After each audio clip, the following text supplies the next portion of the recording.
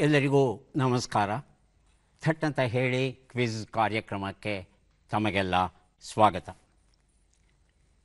ಕನ್ನಡ ಸಾಹಿತ್ಯದಲ್ಲಿ ಕಳೆದ 5 ವರ್ಷಗಳಿಂದ ಏನೆಲ್ಲ ಬೆಳವಣಿಗೆಗಳಾಗಿವೆ, ಅವುಗಳ ಪಕ್ಷಿ ನೋಟವನ್ನು ಪಡಿಬೇಕು ಅಂತ ತಮಗೆ ಇಷ್ಟವಾದರೆ ಒಂದು ಒಳ್ಳೆಯ ಕೃತಿಯನ್ನು ನೋಡಬಹುದು.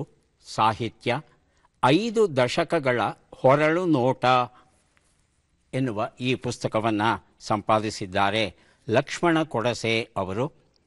ಈ ಒಂದು ಪುಸ್ತಕದಲ್ಲಿ ಸುವರ್ಣ ಕನ್ನಡ ಕಾವ್ಯ ಕಲರವ ಡಾಕ್ಟರ್ ಮಲ್ಲಿನಾಥ ಎಸ್ ತಳವಾರ ಅವರು ಪಕ್ಷಿ ನೋಟವನ್ನು ಕೊಟ್ಟರೆ, ಯುವಜನರ ಚಿತ್ತ ರಂಗಭೂಮಿಯತ್ತ ಮೀನಾ ಮೈಸೂರು ಬರೆದಿದ್ದಾರೆ.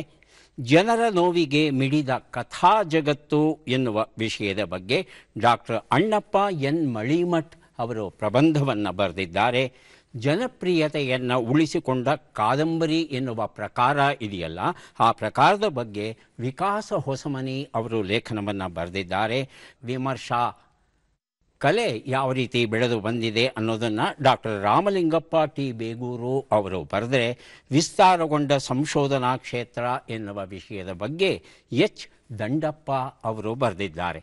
ಹಾಗಾಗಿ 5 ದಶಕಗಳ ಹೊರಳು ನೋಟವನ್ನು ಪಡಿಬೇಕು ಅನ್ನೋದಾದರೆ ಸಾಹಿತ್ಯ ಎನ್ನುವ ಈ ಒಂದು ಕೃತಿಯನ್ನು ತಾವು ಓದಬಹುದು. ಕಾರ್ಯಕ್ರಮವನ್ನು ಆರಂಭಿಸ್ತಾ ಇದ್ದೇವೆ. ಮೊದಲಿಗೆ ಸ್ಪರ್ಧಿಗಳ ಪರಿಚಯ. ಮೊದಲ ಸ್ಪರ್ಧಿ. ಎಲ್ಲರಿಗೂ ನಮಸ್ಕಾರ. ನನ್ನ ಹೆಸರು ಹೇಮಲತಾ. ನಾನು ಲಗ್ಗೆರೆ ಬೆಂಗಳೂರಿನಿಂದ ಬಂದಿದ್ದೇನೆ. ನನ್ನ ಹವ್ಯಾಸಗಳು ಪುಸ್ತಕಗಳನ್ನು ಓದುವುದು ಹಾಗೂ ಸಂಗೀತವನ್ನು ಕೇಳುವುದು. ಹೇಮಲತಾ ಅವರಿಗೆ ಸ್ವಾಗತವನ್ನು ಕೋರ್ತಾ ಇದ್ದೇವೆ. ಮುಂದಿನ ಸ್ಪರ್ಧಿ. ಎಲ್ಲರಿಗೂ ನಮಸ್ಕಾರ. ನನ್ನ ಹೆಸರು ಪುರುಷೋತ್ತಮ್ BH. ನಾನು ದಾವಣಗೆರೆ ಜಿಲ್ಲೆ ಹೊನ್ನಾಳಿಯಿಂದ ಬಂದಿದ್ದೇನೆ. ನಾನು ವೃತ್ತಿಯಲ್ಲಿ ಪ್ರಾಥಮಿಕ ಶಾಲಾ ಶಿಕ್ಷಕನಾಗಿ ಕೆಲಸ ನಿರ್ವಹಿಸುತ್ತಿದ್ದೇನೆ. ನನ್ನ ಹವ್ಯಾಸಗಳು ಭಕ್ತಿ ಸಂಗೀತ ಆಲಿಸುವುದು ಹಾಗೂ ಆಡುವುದು, ಚೆಸ್ ಆಟ ಆಡುವುದು, ಮಕ್ಕಳಿಗೆ ಆಡಿಸುವುದು ಹಾಗೂ ಮಕ್ಕಳಿಗೆ ಪಾಠ ಹೇಳಿಕೊಡುವುದು. ಪುರುಷೋತ್ತಮ ಅವರಿಗೆ ಸ್ವಾಗತವನ್ನು ಕೋರ್ತಾ ಇದ್ದೇವೆ. ಮುಂದಿನ ಸ್ಪರ್ಧಿ. ಎಲ್ಲರಿಗೂ ನಮಸ್ಕಾರ. ನಾನು ಡಾಕ್ಟರ್ ನಿರ್ಮಲಾ ಭಟ್ಟಲ್ ಅಂತ ಕುಂದಾನಗರಿ ಬೆಳಗಾವಿಯಿಂದ ಬಂದಿದ್ದೇನೆ. ನಾನು ಶಿಕ್ಷಣ ಮಹಾವಿದ್ಯಾಲಯದಲ್ಲಿ ಪ್ರಾಚಾರ್ಯೆಯಾಗಿ ಕಾರ್ಯವನ್ನು ನಿರ್ವಹಿಸ್ತಾ ಇದ್ದೇನೆ. ಕನ್ನಡದ ಸಾಹಿತ್ಯದಲ್ಲಿ ಓದು ಬರಹದಲ್ಲಿ ತೊಡಗಿಸ್ಕೊಂಡು ಕತೆ, ಕವನ, ಲೇಖನ, ಪ್ರಬಂಧಗಳನ್ನು ಬರಿತಾ ಇದ್ದೇನೆ. ಒಂದು ವಿಮರ್ಶಾ ಕೃತಿ ಭಾವಾವಲೋಕನ ಅನ್ನುವಂಥ ಕೃತಿ ಹೊರಬಂದಿದೆ. ಮನದಾಳದ ಮಾತು ಅನ್ನುವಂಥ ಕವನ ಸಂಕಲನ ಪ್ರಕಟ ಆಗಿದೆ. ಭಾವಪರಿಮಳ ಅನ್ನುವಂಥ ಕವನ ಸಂಕಲನ ಈಗ ಅಚ್ಚಿನ ಮನೆಯಲ್ಲಿದೆ. ಇಷ್ಟು ನನ್ನ ಪರಿಚಯ. ಜೊತೆಗೆ ನಾನು ರಂಗಭೂಮಿಯಲ್ಲಿ ಕೂಡ ಸಕ್ರಿಯವಾಗಿ ಪಾಲ್ಗೊಳ್ತಾ ಇದ್ದೇನೆ. ಹವ್ಯಾಸಿ ರಂಗಭೂಮಿ ಬೆಳಗಾವಿಯ ರಂಗ ಸಂಪದದಲ್ಲಿ ಕೆಲವೊಂದು ನಾಟಕಗಳಲ್ಲಿ ಅಭಿನಯಿಸ್ತಾ ಇದ್ದೇನೆ. ಹಾಡು, ಓದು, ಬರಹ ಇವು ನನ್ನ ಹವ್ಯಾಸಗಳು. ತುಂಬ ಸಂತೋಷ ನಿರ್ಮಲಾ ಅವರೇ. ಕಾರ್ಯಕ್ರಮಕ್ಕೆ ಸ್ವಾಗತವನ್ನು ಕೋರ್ತಾ ಇದ್ದೇವೆ. ಒಂದು ಹೊಸ ಪ್ರಯೋಗವನ್ನು ಮಾಡೋಕ್ಕೆ ಇವತ್ತು ಹೊರಟಿದ್ದೇವೆ. ಬಜರನ್ನು ಪಕ್ಕಕ್ಕಿಟ್ಟು ಮೂವರಿಗೂ ಅವಕಾಶ ಕೊಡಬೇಕು. ಮೂವರು ಉತ್ತರವನ್ನು ಕೊಡೋ ಅವಕಾಶ ಇರೋ ಕಾರಣ ಯಾರಿಗೆ ಬೇಕಾದರೂ ಪುಸ್ತಕ ಬರಬಹುದು. ಒಂದು ವಿಶಿಷ್ಟ ಪ್ರಯೋಗ. ನೋಡೋಣ ತಮಗೆ ಇಷ್ಟವಾಗುತ್ತೋ ಇಲ್ವೋ ಅಂತ. ಹಾಗಾಗಿ ತಾವು ಅನುಮತಿ ಕೊಡೋದಾದರೆ ಮೊದಲ ಪ್ರಶ್ನೆಯನ್ನು ಆರಂಭಿಸ್ತೇನೆ. DVG ಬರೆದ ಮಂಕುತಿಮ್ಮನ ಕಗ್ಗ ಈ ಪುಸ್ತಕವನ್ನು ಕೊಡ್ತಾ ಇದ್ದೇವೆ. ಮೊದಲ ಪ್ರಶ್ನೆ ಈಗ ಬಂತು. ಹೇಮಲತಾ ಅವರು ಉತ್ತರವನ್ನು ಕೊಡಬೇಕು. ಪ್ರಶ್ನೆ: ಯಾವ ಪ್ರಾಚೀನ ಸಂಸ್ಕೃತ ಕವಿಯ ಮೃಚ್ಛಕಟಿಕಾ ಪ್ರಕರಣದಲ್ಲಿ ಕರ್ನಾಟಕದ ಉಲ್ಲೇಖವು ಬರುತ್ತದೆ? ಆಯ್ಕೆಗಳನ್ನು ಕೊಡಬೇಕಾ? ಆಯ್ಕೆಗಳು: ಕಾಳಿದಾಸ, ಭಾಸ, ಭವಭೂತಿ, ಶೂದ್ರಕ. ಕಾಳಿದಾಸ. ಕಾಳಿದಾಸ ಆಯ್ಕೆ 1. ಪುರುಷೋತ್ತಮ. ಶೂದ್ರಕ. ಶೂದ್ರಕ ಆಯ್ಕೆ 4. ನಿರ್ಮಲಾ? ಭವಭೂತಿ. ಭವಭೂತಿ. ಉತ್ತರವನ್ನು ನೋಡೋಣ. ಸರಿಯಾದ ಉತ್ತರ ಶೂದ್ರಕ ಆಗಿತ್ತು. ಈ ಉತ್ತರವನ್ನು ಕೊಟ್ಟದ್ದು ಪುರುಷೋತ್ತಮ ಅಲ್ವಾ? ಎಸ್. ಪುರುಷೋತ್ತಮ ಅವರಿಗೆ ಮಂಕುತಿಮ್ಮನ ಕಗ್ಗ ಈ ಒಂದು ಪುಸ್ತಕವನ್ನು ಕೊಟ್ಟಿದ್ದೇನೆ. ಚಂದನಕ ಅಂತ ಒಂದು ಪಾತ್ರ ಬರುತ್ತೆ. ಆ ಪಾತ್ರ ಹೇಳುತ್ತೆ, ಕರ್ನಾಟ ಕಲಹ ಪ್ರಯೋಗಂ ಕರಿಷ್ಯಾಮಿ ಅಂತ ಹೇಳ್ತಾನೆ. ಇದು ಕ್ರಿಸ್ತಪೂರ್ವ 5ರಿಂದ 2ನೇ ಶತಮಾನದ ನಡುವೆ ರಚನೆ ಆಗಿರಬಹುದು. ಈ ಶೂದ್ರಕ ಮೃಚ್ಛಕಟಿಕ ಅನ್ನೋ ನಾಟಕದಲ್ಲಿ ಇಲ್ಲೇನು ಅಂದರೆ ಈ ಕರ್ನಾಟಕ ಕಲಹ ಅಂದರೆ ಏನು ಅಂದರೆ ಯಾವುದೇ ಕಾರಣವಿಲ್ಲದೆ ಗಮನ ಸೆಳೀಬೇಕಪ್ಪ ಬೇರೆ ಕಡೆಗೆ. ಹಾಗಾಗಿ ಇದ್ದಕ್ಕಿದ್ದಂಗೆ ಏನೋ ತರಲೆನೋ ವ್ಯಾಜ್ಯನೋ ವ್ಯಂಗ್ಯನೋ ಏನೋ ಒಂದು ಮಾತಾಡಿಕೊಂಡು ಅಲ್ಲಿರ್ತಕ್ಕಂಥ ಜನರ ಗಮನವನ್ನು ಬೇರೆಡೆ ಸೆಳೆಯುವಂಥ ತಂತ್ರಗಳು ಇರುತ್ತಲ್ಲ, ಆ ತಂತ್ರಗಳಿಗೆ ಕರ್ನಾಟಕ ಕಲಹ ಅಂತ ಕರೀತಾ ಇದ್ದರಂತೆ ಆಗಿನ ಕಾಲದಲ್ಲಿ. ಹೀಗೆ ಕರ್ನಾಟಕದ ಉಲ್ಲೇಖ ಈ ಪ್ರಾಚೀನ ಕೃತಿ ಶೂದ್ರಕನ ಮೃಚ್ಛಕಟಿಕದಲ್ಲಿ ದೊರೆಯುತ್ತೆ. ವೇಷ ಎನ್ನುವ ಕಥಾ ಸಂಕಲನ ವಿಶ್ವನಾಥ್ ಎನ್ ನೇರಳಕಟ್ಟೆ ಬರೆದಿರುವಂಥ ಪುಸ್ತಕ ಇದು.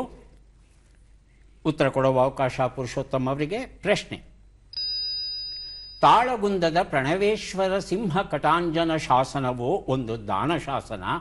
ಇದನ್ನು ಯಾರಿಗೆ ನೀಡಲಾಗಿದೆ ತಿಳ್ಕೋಬೇಕು. ಆಯ್ಕೆಗಳನ್ನು ನೋಡೋಣ. ಅಂಬಿಗನಿಗೆ, ಯೋಧನಿಗೆ, ಪುರೋಹಿತನಿಗೆ, ಅಧ್ಯಾಪಕನಿಗೆ. ಪುರೋಹಿತನಿಗೆ. ಪುರೋಹಿತನಿಗೆ ಆಯ್ಕೆ 3. ನಿರ್ಮಲಾ? ಅಧ್ಯಾಪಕನಿಗೆ. ಅಧ್ಯಾಪಕನಿಗೆ ಆಯ್ಕೆ 4. ಹೇಮಲತಾ? ಯೋಧನಿಗೆ. ಯೋಧನಿಗೆ. ಉತ್ತರವನ್ನು ನೋಡೋಣ. ಆದರೆ ಸರಿಯಾದ ಉತ್ತರ ಅಂಬಿಗನಿಗೆ. ವಜಿನಾಗಯ್ಯ ಅಂತ ಒಬ್ಬ ಅಂಬಿಗ, ಆತನಿಗೆ ಸಂಬಂಧಪಟ್ಟಂಥ ದಾನ ಶಾಸನ ಕನ್ನಡ ಮತ್ತು ಸಂಸ್ಕೃತದಲ್ಲಿದೆ.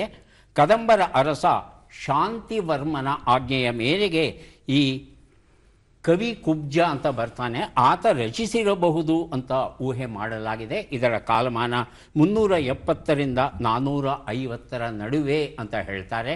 ಹಾಗಾಗಿ ಹಲ್ಮಿಡಿ ಶಾಸನ ಏನು ಕನ್ನಡದ ಪ್ರಾಚೀನ ಶಾಸನ ಅಂತ ನಾವೆಲ್ಲ ಪರಿಗಣಿಸಿದ್ವಿ, ಈಗ ಅದರ ಸ್ಥಾನವನ್ನು ಪಡಿತಾ ಇದೆ ಈ ಸಿಂಹ ಕಟಾಂಜನ ಶಾಸನ. ಮುಂದಿನ ಪುಸ್ತಕ ರತ್ನನ ಪದಗಳು ನಾಗನ ಪದಗಳು, ಡಾಕ್ಟರ್ GP ರಾಜರತ್ನಂ ಬರೆದಂಥ ಅದ್ಭುತವಾದ ಪುಸ್ತಕ ಈಗ ಕೊಡ್ತಾ ಇದ್ದೇವೆ. ನಿರ್ಮಲಾ ಅವರು ಸಿದ್ಧವಾಗಿರಬೇಕು. ಪ್ರಶ್ನೆ ಈಗ ಬಂತು. ಕ್ರಿಸ್ತಪೂರ್ವ 2ನೇ ಶತಮಾನದ ಯಾವ ಗ್ರಂಥದಲ್ಲಿ ಕನಾರಿ ಲಿಪಿ ಅಥವಾ ಕನ್ನಡ ಲಿಪಿಯ ಬಗ್ಗೆ ಪ್ರಸ್ತಾವನೆ ಇದೆ ಎನ್ನಲಾಗಿದೆ? ಆಯ್ಕೆಗಳನ್ನು ನೋಡೋಣ. ಅಭಿಧಮ್ಮ ಪಿಟಕ, ಅಭಿಧರ್ಮ ವೈಭಾಷ, ಲಲಿತ ವಿಸ್ತಾರ ಸೂತ್ರ, ಮಿಲಿಂದ ಪನ್ಹ. ಅಭಿಧಮ್ಯ ಪಿಟಕ. ಯಾವುದಮ್ಮ? ಅಭಿಧಮ್ಯ ಪಿಟಕ. ಆಯ್ಕೆ 1. ಆಯ್ಕೆ 1. ಹೇಮಲತಾ ಅವರು ಒಂದು ಅವಕಾಶ ಕೊಡೋಣ. ಅಭಿಧರ್ಮ ವೈಶಾಖ. ಅಭಿಧರ್ಮ ವೈಭಾಷಾ ಅಂತ ಹೇಳ್ತಾ ಇದ್ದಾರೆ. ಆಯ್ಕೆ 2 ಆಯಿತು. ಪುರುಷೋತ್ತಮ್? ಆಯ್ಕೆ 4. ಮಿಲಿಂದ ಪನ್ಹ. ಮಿಲಿಂದ ಪನ್ಹ ಅಂತ ಹೇಳ್ತಾ ಇದ್ದಾರೆ. ಉತ್ತರವನ್ನು ನೋಡೋಣ. ಲಲಿತ ವಿಸ್ತಾರ ಸೂತ್ರ ಅನ್ನೋದು ಸರಿಯಾದ ಉತ್ತರ ಆಗಿತ್ತು. ಈ ಲಲಿತ ವಿಸ್ತಾರ ಸೂತ್ರದಲ್ಲಿ 6 ನಮೂನೆಯ ಲಿಪಿಗಳನ್ನು ಪ್ರಸ್ತಾಪ ಮಾಡಲಾಗಿದೆ. ಈ 6 ನಮೂನೆಯ ಲಿಪಿಗಳಲ್ಲಿ ಕನಾರಿ ಲಿಪಿಯೂ ಸಹ ಒಂದು ಸೇರಿದೆ ಅಂತಾರೆ. ಈ ಕನಾರಿ ಲಿಪಿ ಬಹುಶಃ ಕನ್ನಡ ಲಿಪಿಯೇ ಅನ್ನೋದು ತಜ್ಞರ ಅಭಿಮತ. ಮುಂದಿನ ಪುಸ್ತಕ ಮತ್ತು ಪ್ರಶ್ನೆ ಶ್ರೀಕೃಷ್ಣ ಮತ್ತು ಮಹಾಭಾರತ ಯುದ್ಧ, ಪ್ರೊಫೆಸರ್ KS ನಾರಾಯಣಾಚಾರ್ಯ ಬರೆದಿರುವಂಥದ್ದು. ನಮ್ಮ ಪ್ರಶ್ನೆ. ಹೇಮಲತಾ ಅವರು ಸಿದ್ಧವಾಗಿರಬೇಕು. ಕುವೆಂಪು ಅವರ ಕಾನೂರು ಹೆಗ್ಗಡತಿಯಲ್ಲಿ ಚಂದ್ರೇಗೌಡರ ಮನೆ ಇಲ್ಲಿಗೆ ಎಷ್ಟು ದೂರ ಆಗ್ತದೋ?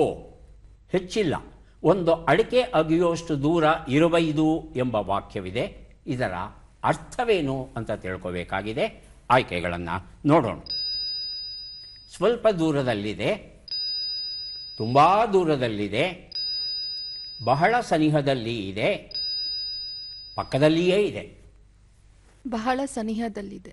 ಬಹಳ ಸನಿಹದಲ್ಲಿದೆ. ಆಯ್ಕೆ 3. ಹೇಳಿ ಪುರುಷೋತ್ತಮ್. ನಿರ್ಮಲಾ? ಪಕ್ಕದಲ್ಲಿಯೇ ಇದೆ. ಪಕ್ಕದಲ್ಲಿಯೇ ಇದೆ.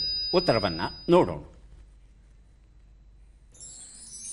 ಸ್ವಲ್ಪ ದೂರದಲ್ಲಿದೆ ಅನ್ನೋದು ಸರಿಯಾದ ಉತ್ತರ.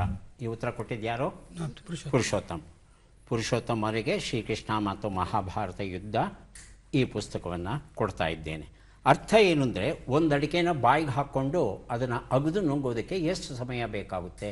ಸ್ವಲ್ಪ ದೂರದಲ್ಲಿ ಸ್ವಲ್ಪ ದೂರ ನಡೆಯೋಷ್ಟರಲ್ಲಿ ಅದನ್ನು ಅಗದು ಮುಗಿಸಬಹುದು ಅನ್ನೋದು ಒಂದು ನುಡಿಗಟ್ಟು. ಇದು ಬಹಳ ಅಪರೂಪದ ಅರ್ಥವತ್ತಾದ ನುಡಿಗಟ್ಟು. ಗಂಗಾವತಿ ಪ್ರಾಣೇಶ್ ಬರೆದಂಥ ನುಡಿ ಪಡಿ ಎನ್ನುವ ಪುಸ್ತಕ ಈಗ ಕೊಡ್ತಾ ಇದ್ದೇವೆ. ಪುರುಷೋತ್ತಮ ಅವರಿಗೆ ಪ್ರಶ್ನೆ ಬರ್ತಾ ಇದೆ. ಪ್ರಶ್ನೆ: ಈ ಪದ್ಯವನ್ನು ತಪ್ಪಿಲ್ಲದಂತೆ ಓದಿ. ತಮಗೆ ಅವಕಾಶ ಬಂದಿದೆ. ಪದ್ಯ ಈಗ ಬಂತು, ದಯವಿಟ್ಟು ಓದಿ. ಕಾವೇರಿಯಿಂದ ಗೋದಾವರಿ ವರ ಮಿರ್ಪ ನಾಡದ ಕನ್ನಡದೊಳ್ ಭಾವಿಸಿದ ಜನಪದಂ ವಸು ಧಾವಳ ಲೀನ ವಿಷದ ವಿಷಯ ವಿಶೇಷಂ. ಮುಂದಿನ ಅವಕಾಶ ನಿರ್ಮಲಾ ಭಟ್ಟಲ್ ಅವರಿಗೆ. ಕಾವೇರಿಯಿಂದ ಗೋದಾವರಿ ವರಮೀರ್ಪ ನಾಡದ ಕನ್ನಡದೊಳ್ ಭಾವಿಸಿದ ಜನಪದಂ ವಸು ಧಾವಳಯ ವಿಲೀನ ವಿಷದ ವಿಷಯ ವಿಶೇಷಂ. ಹೇಮಲತಾ. ಕಾವೇರಿಯಿಂದಮ ಗೋದಾವರಿ ವರಮಿರ್ಪ ನಡದ ಕನ್ನಡದೋಳ್ ಭಾವಿಸಿದ ಜನಪದಂ ವಸು ದಾವಳಯ ವಿಲೀನ ವಿಷದ ವಿಷಯ ವಿಶೇಷಂ. ಕಾವೇರಿಯಿಂದ ಗೋದಾವರಿವರ ಮಿರ್ಪ ನಾಡದ ಕನ್ನಡದೊಳ್ ಭಾವಿಸಿದ ಜನಪದಂ ವಸುಧಾವಳೆಯ ವಿಲೀನ ವಿಷದ ವಿಷಯ ವಿಶೇಷಂ. ಮೂವರು ಓದುವಾಗ ಸಣ್ಣ ಪುಟ್ಟ ತಪ್ಪುಗಳನ್ನು ಮಾಡಿದ್ದೀರಿ. ಹಾಗಾಗಿ ನುಡಿ ಪಡಿ ಕೃತಿ ನನ್ನಲ್ಲೇ ಉಳಿಬೇಕಾಗಿ ಬಂತು. ಕಾವೇರಿಯಿಂದ ದೂರದಲ್ಲಿರುವ ಗೋದಾವರಿಯವರೆಗೆ ವಿಶೇಷವಾಗಿ ಗುರುತಿಸಿರುವ ಆ ಕನ್ನಡ ನಾಡು ಈ ಭೂಖಂಡದಲ್ಲಿಯೇ ಬಹಳ ಬಹಳ ವಿಶೇಷವಾದ ನಾಡು ಅಂತ ಹೇಳ್ತಾನೆ ಶ್ರೀ ವಿಜಯ ತನ್ನ ಕವಿರಾಜ ಮಾರ್ಗದಲ್ಲಿ. ದೇವರು ಎನ್ ಮೂರ್ತಿರಾವ್ ಬರೆದಂಥ ಸೊಗಸಾದ ಕೃತಿ ಈಗ ಕೊಡ್ತಾ ಇದ್ದೇವೆ. ಪ್ರಶ್ನೆಗೆ ಉತ್ತರ ಕೊಡಬೇಕಾದದ್ದು ನಿರ್ಮಲಾ ಅವರಲ್ವಾ? ಹಾಂ, ಪ್ರಶ್ನೆಯನ್ನು ನೋಡೋಣ. ಈ ಕನ್ನಡ ವಾಕ್ಯದಲ್ಲಿರುವ ದೋಷಗಳನ್ನು ಸರಿಪಡಿಸಿಕೊಂಡು ಓದಿ ವಿವರಿಸಿ. ಮೊದಲ ವಾಕ್ಯ: ಈ ಸಲದ ಚುನಾವಣೆಯಲ್ಲಿ ಜನತಾ ಜನಾರ್ದನನು ನನ್ನ ಕೈ ಬಿಡುವುದಿಲ್ಲ ಎಂದು ನಂಬಿದ್ದೇನೆ. ಎರಡನೇ ವಾಕ್ಯ: ಈ ಸಲದ ಚುನಾವಣೆಯಲ್ಲಿ ಜನತಾ ಜನಾರ್ದನನು ನನ್ನ ಕೈ ಬಿಡುವುದಿಲ್ಲ ಎಂದು ನಂಬಿದ್ದೇನೆ. ಮೊದಲ ಅವಕಾಶ ನಿರ್ಮಲಾ ಅವರಿಗೆ. ಈ ಸಲದ ಚುನಾವಣೆಯಲ್ಲಿ ಮೊದಲನೇದು ಸರಿಗಿದೆಯಾ, ಎರಡನೇದು ಸರಿಗಿದೆಯಾ? ಎರಡನೇ ಸರಿಗಿದೆ ಸರ್. ಎರಡನೇದು ಸರಿಗಿದೆ. ಯಾಕೆ ಸರಿಗಿದೆ? ಈ ಸಲದ ಚುನಾವಣೆಯಲ್ಲಿ ಜನತಾ ಜನಾರ್ದನನು ನನ್ನ ಕೈ ಬಿಡುವುದಿಲ್ಲ ಎಂದು ಇಲ್ಲ, ನಂಬಿದ್ದೇನೆ. ಓದೋದು ಬೇಡ ನನಗೆ. ಹಾಂ ಸರ್. ಏನು ಸರಿಗಿದೆ ಮೊದಲನೇ ವಾಕ್ಯಕ್ಕೆ ಹೋಲಿಸಿದ್ರೆ ಇದರಲ್ಲಿ ಏನು ಸರಿ ಇದೆ, ಮೊದಲನೇ ವಾಕ್ಯದಲ್ಲಿ ಏನು ತಪ್ಪಿದೆ ಅದಷ್ಟೇ ಹೇಳಿದ್ರೆ ಸಾಕು.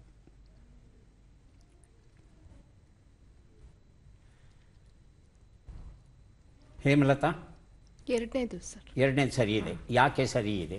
ಅದು ಜನಾರ್ದನ ಅನ್ನೋದು ಇದೆ. ಜನಾರ್ದನ, ಜನಾರ್ದನ ಅಂತ ಇದೆ. ಯಾವ್ದು ಸರಿ ಮತ್ತು ಯಾಕೆ ಸರಿ? ಮೊದಲನೇದು ಸರಿ ಇದೆ ಸರ್. ಮೊದಲನೇದು ಸರಿ ಇದೆ. ಯಾಕೆ ಸರಿ ಇದೆ? ದಾಗೆ ಕೆಳಗಡೆ ಹಾಗೆ ಹೊಕ್ಕಳು ಸೀಳಬೇಕು ಅಂತ ಹೇಳ್ತಾ ಇದ್ದೀರಿ. ಪುರುಷೋತ್ತಮ್. ಮೊದಲನೇ ಸರಿ ಇದೆ ಸರ್. ಜನಾರ್ದನ. ಮಹಾಪ್ರಾಣ ಇರೋದು ಸರಿ ಇದೆ. ಮಹಾಪ್ರಾಣ ಇರೋದು ಸರಿ ಇದೆ. ಉತ್ತರವನ್ನು ನೋಡೋಣ. ಎರಡನೇ ವಾಕ್ಯ ಸರಿಯಾದದ್ದು. ಯಾಕೆ ಅಂದರೆ ಜನಾರ್ದನ ಅನ್ನೋ ಕಡೆಗೆ ಅದು ಅಲ್ಪ ಪ್ರಾಣ, ಮಹಾಪ್ರಾಣ ಅಲ್ಲ. ಆದರೆ ಬರೆಯೋರು ಮಾತನಾಡೋರು ಮಹಾಪ್ರಾಣವನ್ನು ಪ್ರಯೋಗಿಸೋದು ಉಂಟು. ಹಾಗಾಗಿ ಅರ್ಧನ ಅಂತ ಅರ್ಧನ ಅಂತ ಈ ಶಬ್ದ ಇಲ್ಲ. ಅರ್ಧನ ಅಂತ ಹೇಳ್ತಂದರೆ ಪೀಡಿಸುವವನು, ಕೊಲ್ಲುವವನು ಎನ್ನುವ ಅರ್ಥ ಬರುತ್ತೆ. ಕೃಷ್ಣ ಜನ ಅಂತಕ್ಕಂಥ ರಾಕ್ಷಸನನ್ನು ಕೊಲ್ತಾನೆ. ಹಾಗಾಗಿ ಅವನು ಜನಾರ್ದನ ಅಷ್ಟೇ, ಜನಾರ್ದನ ಅಲ್ಲ. ಕನ್ನಡ ವಾಕ್ಯದಲ್ಲಿ ನಾವು ಕೆಲವು ಸಲ ನಮಗೆ ಗೊತ್ತಿಲ್ಲದೆ ತಪ್ಪು ಮಾಡ್ತೇವೆ. ಆ ರೀತಿಯಾದ ತಪ್ಪನ್ನು ಇನ್ನು ಮುಂದೆ ಮಾಡೋದು ಬೇಡ. ಮುಂದಿನ ಪುಸ್ತಕ ರನ್ನ ಕವಿ ಗದಾಯುದ್ಧ ಸಂಗ್ರಹಂ ಸಂಪಾದಿಸಿದ್ದಾರೆ ತೀನಂ ಶ್ರೀಕಂಠಯ್ಯ ಅವರು. ನಮ್ಮ ಪ್ರಶ್ನೆ: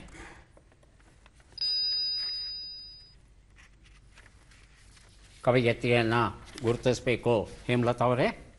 ಚಿತ್ರವನ್ನು ನೋಡೋಣ.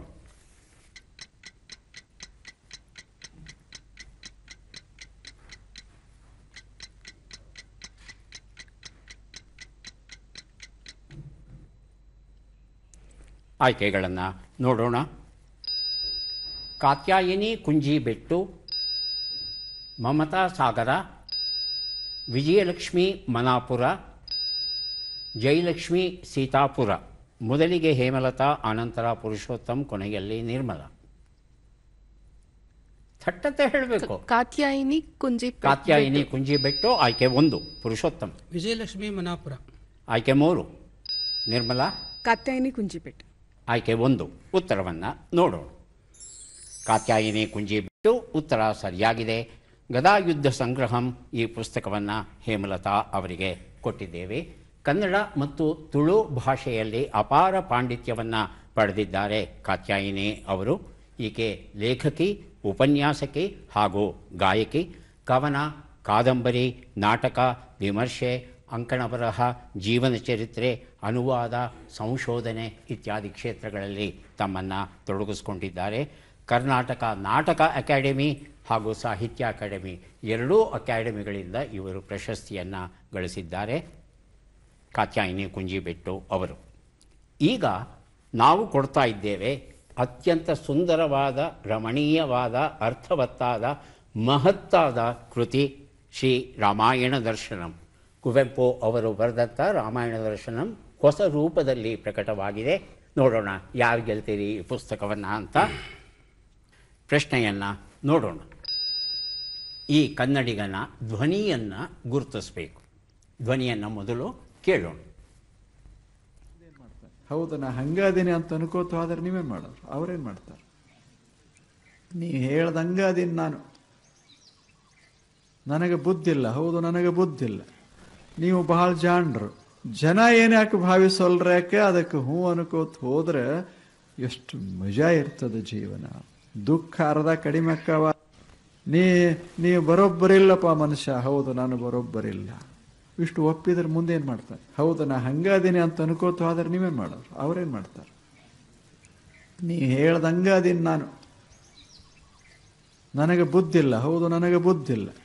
ನೀವು ಬಹಳ ಜಾಣರು. ಜನ ಏನ್ಯಾಕೆ ಭಾವಿಸೋಲ್ರ್ಯಾಕೆ ಅದಕ್ಕೆ ಹ್ಞೂ ಅನ್ಕೋತ ಹೋದ್ರೆ ಎಷ್ಟು ಮಜಾ ಇರ್ತದೆ ಜೀವನ.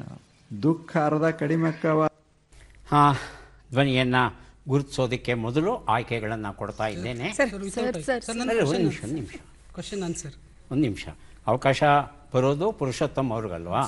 ಪುರುಷೋತ್ತಮ್ ಆಯ್ಕೆಗಳು ಬರೋದಕ್ಕೆ ಮೊದಲೇ ಸರಿ ಉತ್ತರ ಕೊಟ್ಟರೆ ಯಥಾ ಪ್ರಕಾರ ಒಂದು ಹೆಚ್ಚುವರಿ ಪುಸ್ತಕ ಕೊಡ್ತೇವೆ. ಹೇಳಿ. ವಿಜಯಪುರದ ಜ್ಞಾನಾಶ್ರಮದ ಶ್ರೀ ಸಿದ್ದೇಶ್ವರ ಸ್ವಾಮೀಜಿಗಳು. ಸಿದ್ದೇಶ್ವರ ಸ್ವಾಮಿಗಳು. ನಿರ್ಮಲಾ? ಸಿದ್ದೇಶ್ವರ ಸ್ವಾಮಿ. ಹೇಮಲತಾ? ಸಿದ್ದೇಶ್ವರ ಸ್ವಾಮಿ. ಆಯ್ಕೆಗಳನ್ನು ನೋಡೋಣ. ಶಿವಕುಮಾರ ಮಹಾಸ್ವಾಮಿ, ಪಂಚಾಕ್ಷರಿ ಗವಾಯಿ, ಗುರುರಾಜ ಕರ್ಜಗಿ, ಸಿದ್ದೇಶ್ವರ ಸ್ವಾಮಿ. ತಾವು ಹೇಳ್ತಾ ಇದ್ದೀರಿ ಸಿದ್ದೇಶ್ವರ ಸ್ವಾಮಿ ಅಂತ. ಹೌದಾ? ನೋಡೋಣ. ಸಿದ್ದೇಶ್ವರ ಸ್ವಾಮಿ ಉತ್ತರ ಸರಿಯಾಗಿದೆ.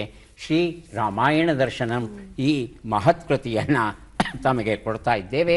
ಜೊತೆಗೆ ಇನ್ನೂ ಒಂದು ಪುಸ್ತಕ, ಗಂಗಾವತಿ ಪ್ರಾಣೇಶ್ ಬರೆದಂಥ ನುಡಿ ಪಡಿ ಕೃತಿಯನ್ನು 2 ಪುಸ್ತಕವನ್ನು ಕೊಟ್ಟಿದ್ದೇವೆ ಪುರುಷೋತ್ತಮ್ ಅವರಿಗೆ. ನಮಗೆಲ್ಲ ಗೊತ್ತಿರೋ ಹಾಗೆ ಸಿದ್ದೇಶ್ವರ ಸ್ವಾಮಿಗಳ ಉಡುಪು ಏನಿದೆ, ಅವರು ಏನು ಉಡುಪನ್ನು ಧರಿಸ್ತಾ ಇದ್ರೋ ಆ ಉಡುಪಿಗೆ ಜೇಬು ಅನ್ನೋದು ಇರಲಿಲ್ಲ. ಹಾಗಾಗಿ ಯಾರು ಏನು ಕೊಟ್ಟರೂ ತಗೋತಾ ಇರಲಿಲ್ಲ. ಅವರು ತಗೊಳ್ತಾ ಇದ್ದ ವಸ್ತು ಒಂದೇ ಒಂದು ಅಂದರೆ ಪುಸ್ತಕ. ಅದನ್ನು ಬಿಟ್ಟು ಏನೂ ತಗೊಂಡವರಲ್ಲ ಸಿದ್ದೇಶ್ವರ ಸ್ವಾಮಿಗಳು. ಇಂತಹವರು ಇದ್ದರೂ ನಮ್ಮ ನಡುವೆ ಅಂದರೆ ನಂಬೋದಕ್ಕೆ ಬಹಳ ಬಹಳ ಕಷ್ಟವಾಗುತ್ತೆ. ಈಗ ನಿರ್ಮಲಾ ಭಟ್ಟಲ್ ಅವರಿಗೆ ಪ್ರಶ್ನೆ ಬರ್ತಾ ಇದೆ. ಪದಬಂಧ ಬರ್ತಾ ಇದೆ. 3 ಪ್ರಶ್ನೆಗಳು, 3 ಸುಳುಹುಗಳು, 3 ಪುಸ್ತಕಗಳು. ಸುಳುಹುಗಳನ್ನು ನೋಡೋಣ. ಉಪಕರಣ, ಸಾಧನ ಸಾಮಗ್ರಿ, ಗೋಳಾಕಾರದ ಹುಂಡಿ, ಹಿಂದಕ್ಕೆ ಬರು.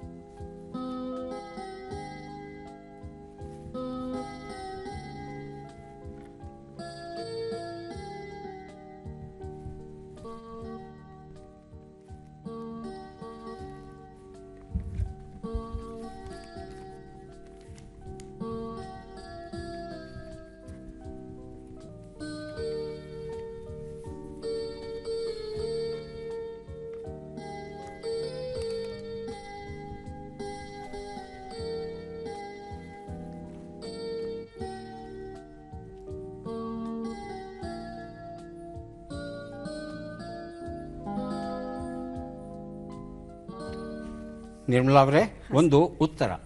ಸಲಕರಣೆ, ಸಲಕರಣೆ. ಕುಡಿಕೆ. ಹೇಳಿ ಹೇಮಲತಾ.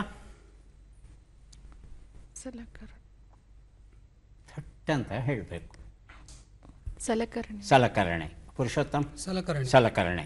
ಉತ್ತರವನ್ನು ನೋಡೋಣ. ಸಲಕರಣೆ ಉತ್ತರ ಸರಿಯಾಗಿದೆ. ಮಲೆನಾಡಿನ ಮಳೆಗಾಲದ ಅತಿಥಿಗಳು ಈ ಪುಸ್ತಕವನ್ನು ಕೊಟ್ಟಿದ್ದೇನೆ. 2 ಉತ್ತರ ನಿರ್ಮಲಾ ಅವರೇ. ಕುಡಿಕೆ ಸರ್. ಹಾಂ, ಕುಡಿಕೆ.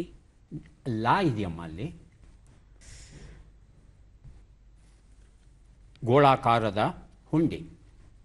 ಹೇಮಲತಾ. ಗೋಲಕ. ಹಾಂ? ಗೋಲಕ. ಗೋಲಕ.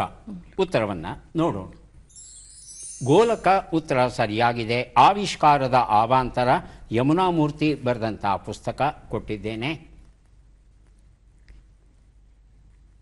ನಿರ್ಮಲಾ ಅವರೇ, 3ನೇದು.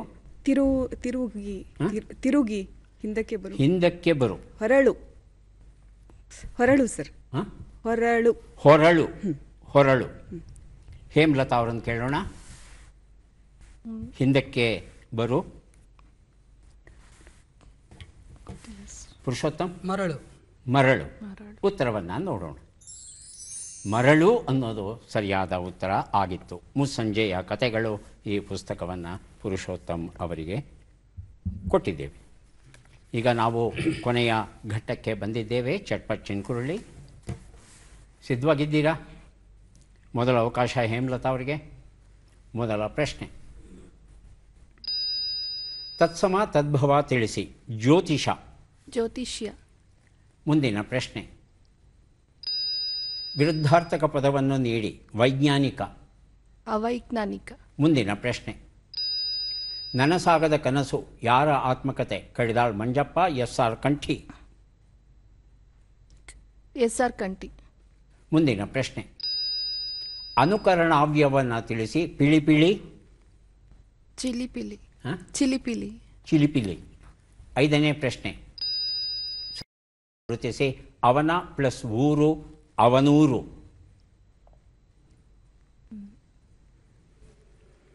ಉತ್ತರವನ್ನು ನೋಡ್ತಾ ಹೋಗೋಣ. 1 ಉತ್ತರ. ಜ್ಯೋತಿಷ ಅನ್ನುವುದು ಸಂಸ್ಕೃತ ಶಬ್ದ. ಕನ್ನಡಕ್ಕೆ ಬಂದಾಗ ಜೋಯಿಸ ಅಂತ ಆಗುತ್ತೆ. 2ನೇ ಪ್ರಶ್ನೆಗೆ ಉತ್ತರ ವೈಜ್ಞಾನಿಕ ಅವೈಜ್ಞಾನಿಕ ಸರಿಯಾದ ಉತ್ತರ ಕೊಟ್ಟಿದ್ದೀರಿ. 3ನೇ ಪ್ರಶ್ನೆಗೆ ಉತ್ತರ ಕಡಿದಾಳ್ ಮಂಜಪ್ಪ ಆಗಿತ್ತು, ತಾವು ಕಂಠಿ ಅಂತ ಹೇಳಿದ್ರಿ. 4ನೇ ಪ್ರಶ್ನೆಗೆ ಉತ್ತರ ಪಿಳಿ ಕಣ್ಣನ್ನು ಬಿಟ್ಟನೋ, ಅದು ಸರಿಯಾದ ರೂಪ. 5ನೇ ಪ್ರಶ್ನೆಗೆ ಉತ್ತರ ಅವನ ಪ್ಲಸ್ ಊರು ಅವನೂರು, ಇದು ಲೋಪ ಸಂಧಿಯಾಗುತ್ತೆ. 1 ಪ್ರಶ್ನೆಗೆ ತಾವು ಸರಿಯಾದ ಉತ್ತರ ಕೊಟ್ಟಿದ್ದೀರಿ. ಹಾಗಾಗಿ 1 ಪುಸ್ತಕವನ್ನು ತಮಗೆ ಕೊಡ್ತಾ ಇದ್ದೇನೆ. ಕಾಮನ ಬಿಲ್ಲು ಬಣ್ಣ ಬೇಡುತ್ತಿದೆ ಎನ್ನುವ ಪುಸ್ತಕ ಕೊಟ್ಟಿದ್ದೇನೆ. ಪುರುಷೋತ್ತಮ್ ಸಿದ್ಧವಾಗಿದ್ದರೆ ಪ್ರಶ್ನೆಗಳನ್ನು ಆರಂಭಿಸ್ತೇವೆ. ಮೊದಲ ಪ್ರಶ್ನೆ. ತತ್ಸಮ ತದ್ಭವ ತಿಳಿಸಿ. ಚತುರ. ಮುಂದಿನ ಪ್ರಶ್ನೆ. ವಿರುದ್ಧಾರ್ಥಕ ಪದವನ್ನು ನೀಡಿ. ಸಾಫಲ್ಯ. ವೈಫಲ್ಯ. ವೈಫಲ್ಯ. ಮುಂದಿನ ಪ್ರಶ್ನೆ. ನೆನಪು ಸಿಹಿ ಕಹಿ ಯಾರ ಆತ್ಮಕತೆ? ಡಾಕ್ಟರ್ ಅನುಪಮಾ ನಿರಂಜನ, ಡಾಕ್ಟರ್ ಗಿರಿಜಮ್ಮ. ಡಾಕ್ಟರ್ ಅನುಪಮ ನಿರಂಜನ. ಮುಂದಿನ ಪ್ರಶ್ನೆ. ಅನುಕರಣಾವ್ಯವನ್ನು ಗುರುತಿಸಿ. ದಗದಗ. ಬೆಂಕಿ ಉಗುಳು. ದಗದಗ. ಮುಂದುವರಿಸಿ, ನಿಲ್ಲಿಸಬಾರ್ದು ಯಾವತ್ತೋ. ದಗದಗ ಉರಿಯುತ್ತದೆ. ಉರಿಯಿತು. ಮುಂದಿನ ಪ್ರಶ್ನೆ. ಸಂಧಿಯನ್ನು ಗುರುತಿಸಿ. ಕೈ ಪ್ಲಸ್ ಅಲ್ಲಿ ಕೈಯಲ್ಲಿ. ಆಗಮ ಸಂಧಿ. ಯಕಾರಾಗಮ ಸಂಧಿ. ಯಕಾರಾಗಮ ಸಂಧಿ. ಉತ್ತರವನ್ನು ನೋಡ್ತಾ ಹೋಗೋಣ. 1 ಉತ್ತರ. ತತ್ಸಮ ತದ್ಭವ. ಚತುರ ಅನ್ನೋದನ್ನು ಚದುರ ಅಂತ ಕನ್ನಡದಲ್ಲಿ ಹೇಳ್ತೇವೆ. ಮುಂದಿನ ಪ್ರಶ್ನೆ.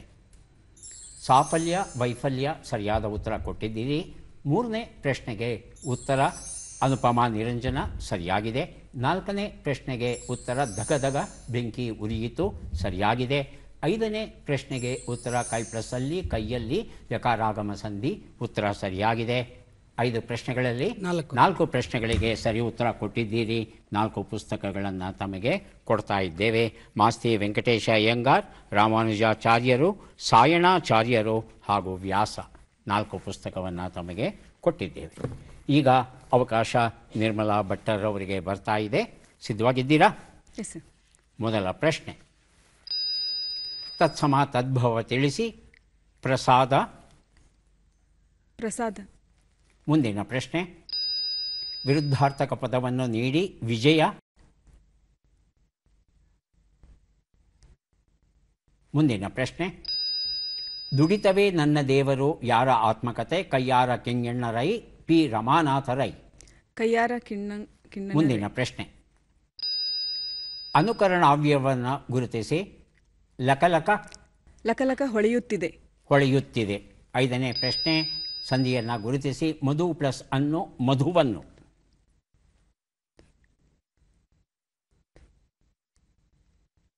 ಉತ್ತರವನ್ನು ನೋಡ್ತಾ ಹೋಗೋಣ. 1 ಉತ್ತರ ತತ್ಸಮ ತದ್ಭವ ಪ್ರಸಾದ ಹಸಾದ ಕನ್ನಡದಲ್ಲಿ. 2ನೇ ಪ್ರಶ್ನೆಗೆ ಉತ್ತರ ವಿಜಯ ಪರಾಜಯ. 3ನೇ ಪ್ರಶ್ನೆಗೆ ಉತ್ತರ ಕಯ್ಯಾರ ಕೆಂಗಣ್ಣ ರೈ, ಉತ್ತರ ಸರಿಯಾಗಿದೆ. 4ನೇ ಪ್ರಶ್ನೆಗೆ ಉತ್ತರ ಲಕಲಕ ಹೊಳೆಯುತ್ತಿತ್ತು, ಸರಿಯಾಗಿದೆ. 5ನೇ ಪ್ರಶ್ನೆಗೆ ಉತ್ತರ ಮಧು ಪ್ಲಸ್ ಅನ್ನು ಮಧುವನ್ನು ವಕಾರಾಗಮ ಸಂಧಿ ಆಗಿತ್ತು. 2 ಪ್ರಶ್ನೆಗಳಿಗೆ ತಾವು ಸರಿಯಾದ ಉತ್ತರ ಕೊಟ್ಟಿದ್ದೀರಿ. ಹಾಗಾಗಿ 2 ಪುಸ್ತಕಗಳನ್ನು ಇಮ್ಮಡಿ ಪುಲಿಕೇಶಿ, ಕಾಶಿನಾಥುನಿ ನಾಗೇಶ್ವರ ರಾವ್ 2 ಪುಸ್ತಕವನ್ನು ಕೊಟ್ಟಿದ್ದೇನೆ ನಿರ್ಮಲಾ ಅವರಿಗೆ. ಯಾರಿಗೆ ಎಷ್ಟು ಪುಸ್ತಕ ಬಂದಿದೆ ಅದನ್ನು ನೋಡುವ ಕ್ಷಣ ಈಗ ಬಂತು. ಹೇಮಲತಾ ಅವರಿಗೆ ಒಟ್ಟು 3 ಪುಸ್ತಕಗಳು ದೊರೀತಾ ಇವೆ. ದಯವಿಟ್ಟು ಪುಸ್ತಕಗಳನ್ನು ಸ್ವೀಕರಿಸಿ ಕಾರ್ಯಕ್ರಮದಲ್ಲಿ ಭಾಗಿಯಾಗಿದ್ದಕ್ಕೆ ತಮಗೆ ಧನ್ಯವಾದಗಳನ್ನು ಅರ್ಪಿಸ್ತಾ ಇದ್ದೇವೆ. ಧನ್ಯವಾದಗಳು. ಪುರುಷೋತ್ತಮ್ ಅವರಿಗೆ ಸಿಗ್ತಾ ಇದೆ 3, 6, 9 ಪುಸ್ತಕ ತಮಗೆ ಸಿಗ್ತಾ ಇದೆ. 10 ಸಿಕ್ಕಿದರೆ ಚೆನ್ನಾಗಿತ್ತು, ಆದರೆ ಕಡಿಮೆ ಸಾಧನೆ ಏನೂ ಅಲ್ಲ. ಅಭಿನಂದನೆಗಳು.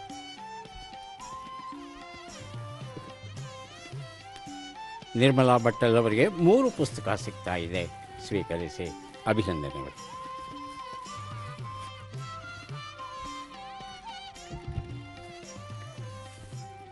ಕನ್ನಡ ಲಿಪಿಯನ್ನು ತೆಲುಗು ಲಿಪಿಯನ್ನು ನೋಡಿದ್ರೆ ಬಹುಪಾಲು ಹೋಲಿಕೆ ಕಂಡುಬರುತ್ತೆ. ಆದರೆ ಕನ್ನಡವೇ ಬೇರೆ, ತೆಲುಗುನೇ ಬೇರೆ. ತೆಲುಗು ಭಾಷೆ ಮಧ್ಯ ದ್ರಾವಿಡ ಭಾಷಾ ಸಂಕುಲಕ್ಕೆ ಸೇರುತ್ತೆ. ಕನ್ನಡ ಭಾಷೆ ದಕ್ಷಿಣ ದ್ರಾವಿಡ ಭಾಷಾ ಸಂಕುಲಕ್ಕೆ ಸೇರುತ್ತೆ. ಮತ್ತೆ ಭೇಟಿಯಾಗೋಣ. ನಮಸ್ಕಾರ.